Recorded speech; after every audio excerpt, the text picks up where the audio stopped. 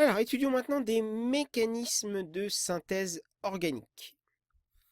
Alors déjà, la synthèse organique, on va commencer par la préparation, d'accord, et les paramètres expérimentaux, savoir de quoi ça dépend.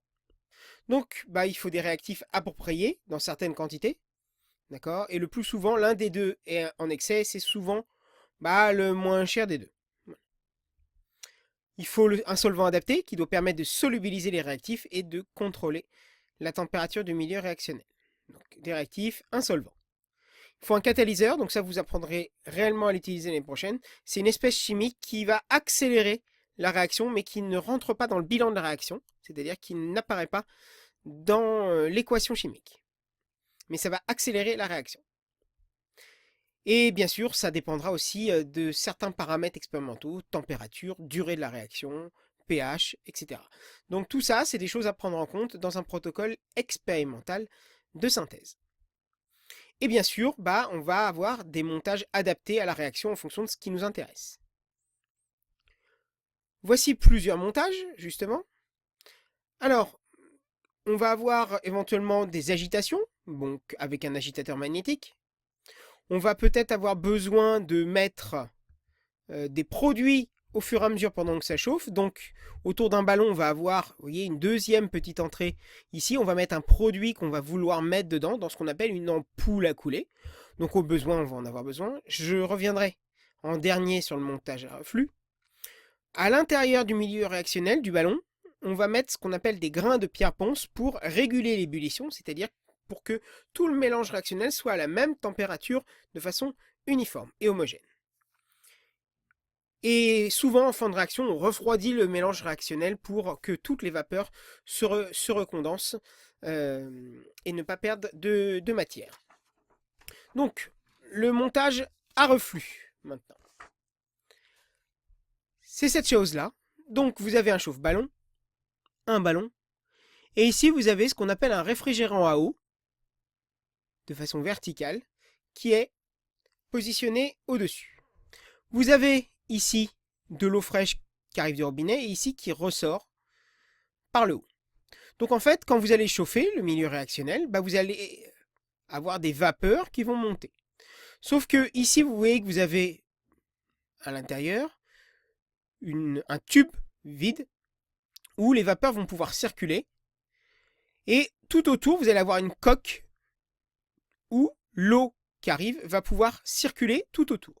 Donc ces vapeurs, au contact de l'eau fraîche qui tourne autour, elles vont pouvoir se recondenser et donc retomber. C'est ce qu'on va appeler le reflux. L'eau qui arrivait fraîche, quant à elle, au contact de la vapeur, elle par contre, elle va se réchauffer un petit peu. Donc elle va ressortir tiède.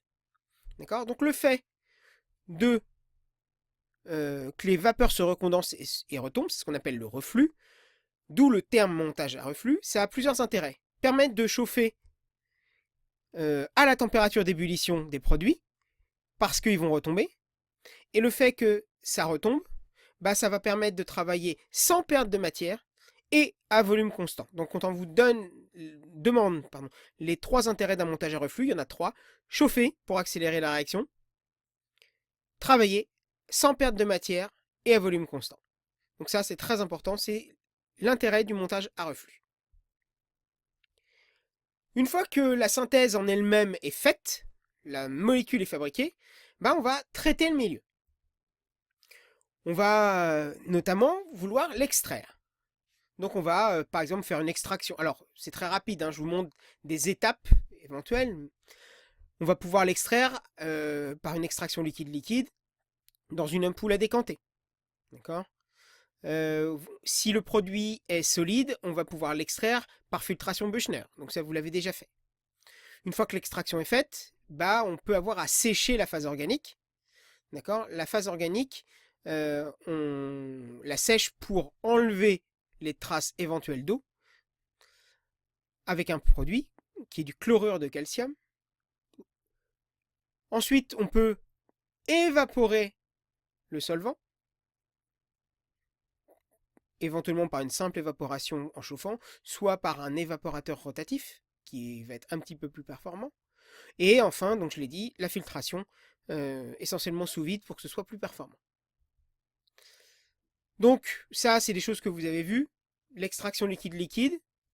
Donc le but, c'est de saturer. La première chose, quand vous avez une phase organique et une phase aqueuse, c'est la phase aqueuse de pouvoir la saturer en sel, parce que généralement, les produits qui sont solubles dans la phase organique le sont encore moins en phase aqueuse lorsque celle-ci est salée.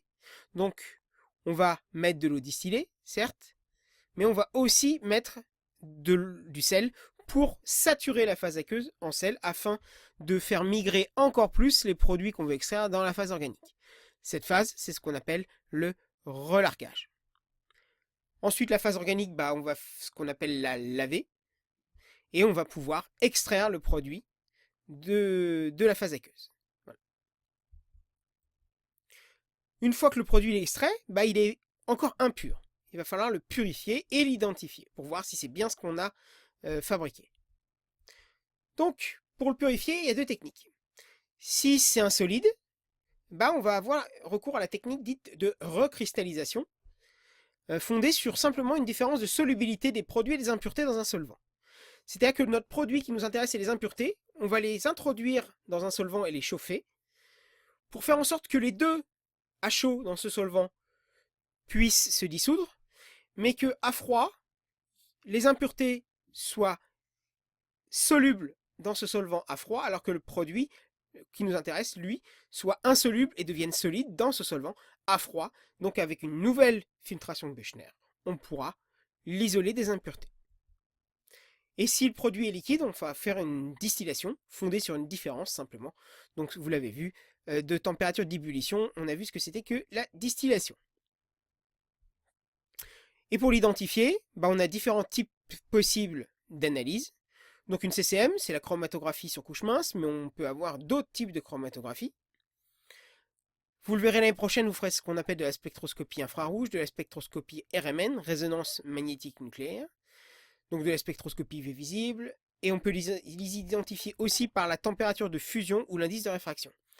La température de fusion, on peut le faire avec ce qu'on appelle un banc Koffler, c'est-à-dire qu'ici vous avez une règle en métal graduée qui est chauffée graduellement, et ici vous avez une petite lame qui permet d'emmener notre solide jusqu'à ce qu'il fonde, et vous regardez la graduation à laquelle il fonde, et vous vérifiez qu'on soit bien à la bonne température de fusion. Enfin, le but c'est de calculer un rendement d'une synthèse. Donc, c'est simplement le rapport du nombre de moles expérimental obtenu sur le nombre de moles maximal théorique que vous pouvez obtenir ça par l'étude d'un tableau d'avancement. D'accord. Le nombre de moles théorique, c'est on considère que la réaction serait totale. D'accord. Et on va comparer par rapport au nombre de moles expérimental qu'on obtient. Ça peut se faire aussi avec le rapport de la masse expérimentale sur la masse théorique. Vous savez que petit n, il suffit qu'on remplace par petit m sur grand m. Les grands m vont se simplifier des deux côtés. On peut avoir le rapport des masses aussi de la même façon.